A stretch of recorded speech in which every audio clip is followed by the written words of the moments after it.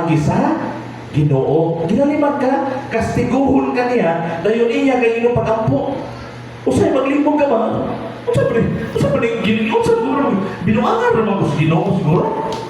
Ya kasagan kita kastiguhon ta pero mulay no na tagan ampo. Oh, kada kastiguhon ka bago na imo kahiubos. Kasuko ka na tiguhon ka ba? Hiubos pa imo kasing-kasing. Naminaw pa ka sa labot, kanang sa natikuhan, haplos ko na ko, di na rin. Amo sa una, bayabas ita, oy, sana sa bayabas. Di basta-basta mabalik.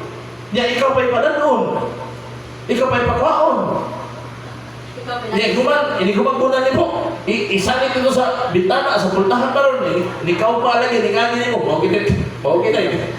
Ikaw na yung mga laburan. Amen? So yung ano ba? Mao nagpadayon ta sa pagsimba sa buhingan kay gusto pa nato siya ilhon. Aron dili ta magmumuring, dili ta magbagulbol, panahon nga iya tangkas tiguhon.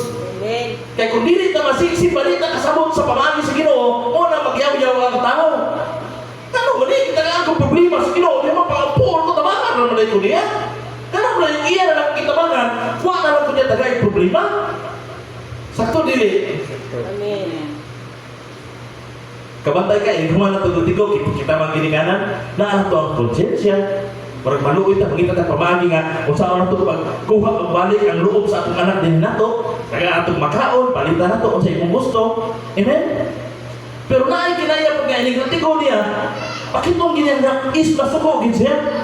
Napoy kinaya nga nga ginikanan. Muna nga, sa atong pagpadayon ng simba, mabitawin ko niya, ang pagpakasal sa tumingon, dapat ilho na to o maayong atong pakaslan. Amen. Ato na ilhan,